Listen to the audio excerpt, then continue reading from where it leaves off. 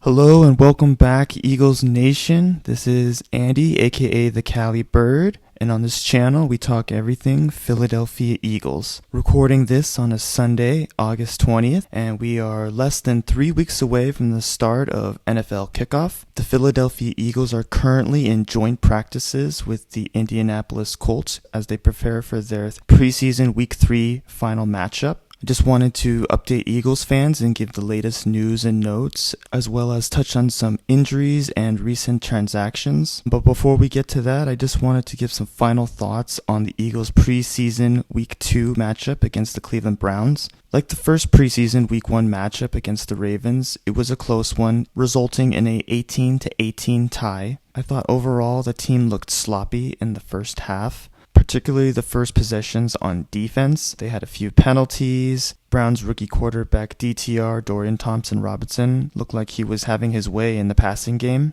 The Eagles were fortunate to get a few stops. The first few possessions, whether it was offense or defense, it seemed like the team was kind of hurting themselves, whether it was committing penalties on defense or missing blocks on offense, leading to the Kenneth Gainwell safety. Marcus Mariota again looked a little iffy. Mariota was very inconsistent with his throws once again, and at times while the offense looked promising, they tend to stall. The Marcus Mariota's overthrows leading to the interception are very concerning. I know I mentioned in my last video I wasn't too concerned with Mariota in his first preseason game, but coming into the second preseason game with continued overthrows and leading to an interception, I am starting to become concerned with him, the backup quarterback position, and the quarterback depth as a whole. Other things in particular that stood out to me, I believe on the Eagles' 8th offensive possession in the first half, Trey Sermon had a really good catch and run, but unfortunately led to a fumble and recovery for the opposing team. What stood out to me was the analyst in the booth, Ross Tucker, had pointed out that quarterback Jalen Hurts was displaying great leadership when he went over to console and talk to Trey Sermon. Watching it on TV, I couldn't agree more, and it's something that you love to see, especially from not only one of your top leaders, but one of your best players. And ultimately, it worked itself out in the end, and Trey Sermon redeemed himself in that second half with that really good burst and run for the touchdown. Couldn't have been more happy for him in that moment. No doubt in my mind that Hurts' leadership displayed in that first half really had an impact on Sermon and his mindset heading into that second half. This is something that Eagles fans can really be excited about. Jalen Hurts' leadership is widely known, but I think it's still underrated. He seems to bring out the best in the players and the rest of the team. Just touching on Jalen Hurts just for another second, he did just recently sign with the Jordan brand. I can't think of another athlete who is just more exemplifies the hard work, dedication, and willpower and drive just to be the best at his craft. I'm happy for him and congrats to Jalen. Other than that, the main thing that probably stuck out among the Eagles was the injuries that they had. Backup cornerback Zech McPherson unfortunately suffered a torn Achilles. Wide receiver Tyree Cleveland, who was having a promising preseason, suffered a concussion, as well as rookie defensive tackle Moro Ojomo. Tying this back to the Eagles' most recent transactions, obviously the NFL is a business. The Eagles most recently just waived injured cornerback Zech McPherson, wide receiver Tyree Cleveland, and defensive tackle Noah Ellis. If there's any silver lining to the recent injuries, is that it gives a spot to another player hoping to make the roster. They also released cornerback Greedy Williams, as well as punter Ty Zettner. Some players they did sign to the roster include defensive tackle Robert Cooper, Marvin Williams, and Caleb Saunders, as well as linebackers Tyreek Maddox Williams and Quentin Bell. With all the Eagles' recent injuries, it was not surprising to see the Eagles add a lot of reinforcements. Not to mention we did lose a core special teams linebacker in Sean Bradley already to a season-ending injury. Touching on just the Eagles' transactions, Noah Ellis, defensive tackle, and the brother of Eagles linebacker Christian Ellis. Unfortunately for him, he was just low man on the totem pole. The Eagles just have a lot of depth at that defensive tackle position. We just drafted Jalen Carter In addition to our first round pick in Jordan Davis last year, we have Milton Williams. So the Eagles have a lot of young youth invested. We still have Fletcher Cox. We brought in Contavious Street. Marlon Tui Polotu is also there. So there's just a lot of bodies there. So it just seems that it was just a numbers game with Noah Ellis. Same could be said for wide receiver Tyree Cleveland, despite the fact that he really did have a promising preseason. Really showed up in that first game. It seemed like Mariota was targeting him and Greg Ward specifically. Right now, obviously, the Eagles are set with their first 4 wide receivers with A.J. Brown, Devontae Smith, Quez Watkins, and seemingly Olamide Zaccheaus for that 4th spot. So that 5th spot's going to be a matter of Joseph Nada, special teams Britton Covey, Devin Allen. Losing both cornerbacks, Zach McPherson to injury, I believe he was on the last year of his deal. He was a promising, I believe, 3rd round pick that always just seemed to just underperform in terms of his expectations.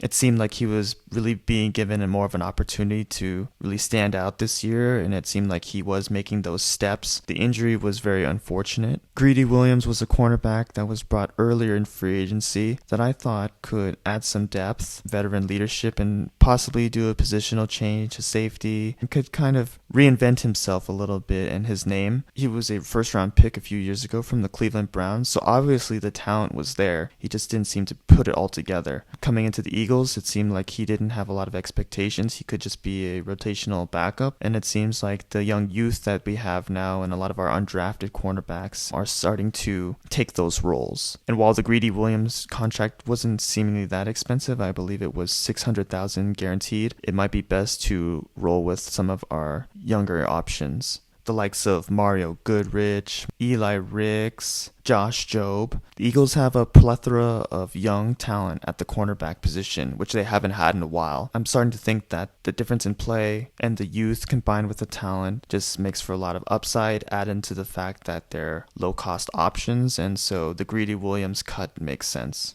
Now in some more shocking and breaking news for the Eagles on the transactional side, recently signed linebacker Myles Jack has decided to hang up the cleats and officially retire. I had just made a video not too long ago about how I was excited about the signing and my expectations for the linebackers this season. Obviously, heading into every season, linebacker always seems to be the biggest weakness on the team, and this offseason, no different. 2 weeks or so ago, having signed both veteran linebackers Myles Jack and Zach Cunningham, I was feeling a little bit more enthusiastic and confident about the defense as a whole. I thought adding some athleticism and some starting experience would significantly upgrade the linebacker corps and the defense in general, and they seemed to like Myles Jack from the beginning, and they threw him right into the first string on his first day of practice. It may have been a detriment to the Eagles' linebacker depth, or maybe just their views of Myles Jack. Long story short, it seemed like a really solid signing at a position of need at a really good value, and all things seem to make sense, but ultimately, Myles Jack doesn't seem to have the heart for football anymore. He kind of hinted at it a little bit in his first press conference when he had mentioned the thought of retirement even then, leading up to his eventual signing with the Eagles, not hearing back from teams and thinking about a career as a plumber or electrician. Before ultimately signing with the Eagles, he goes from sitting on his couch at home, contemplating a new job. Fast forward, he's in Philadelphia on a brand new team, being thrown in with the first string defense. Who knows what ultimately led to Myles Jack's decision, but I think it could be a combination of maybe a slight decline in play and just a genuine lack of interest in playing in the NFL anymore.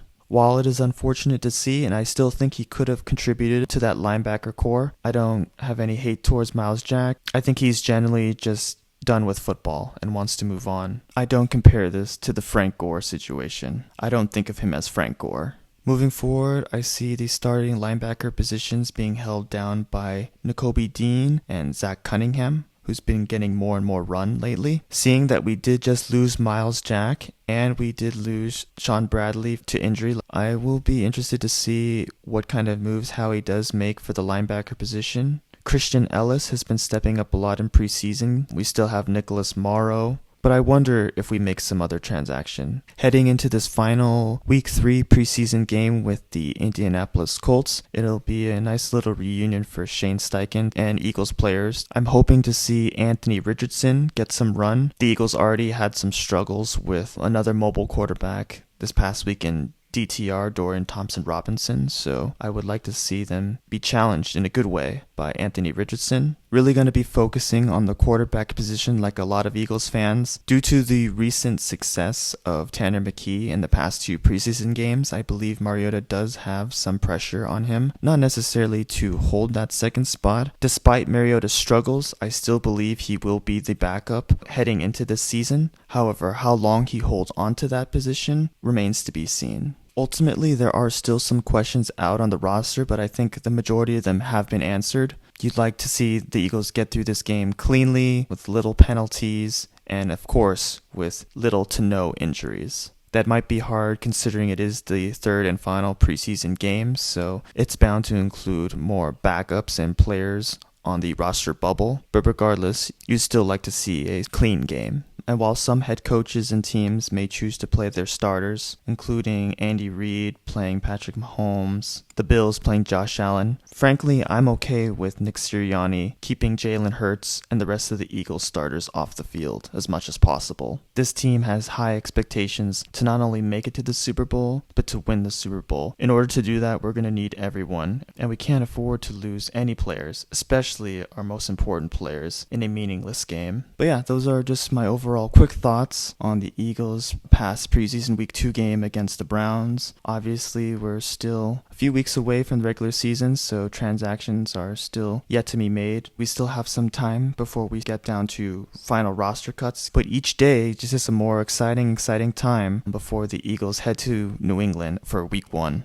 I'll be giving my thoughts and reaction to the Eagles' third preseason game against the Colts, as well as keeping tabs on any other breaking news or transactions. But Eagles fans, how do you feel about the recent transactions? What are your thoughts on Myles Jack signing and then retiring? And what are your thoughts heading into this final Week 3 preseason game against the Indianapolis Colts? Be sure to please comment below your thoughts. I'd love to hear from you guys. Please like, share, and subscribe to this channel. You can follow me on Instagram and Twitter at the Calibird, bird with the number 1 for an I. Thanks again for tuning in. My name is Andy, aka the Calibird, and as always, go Birds!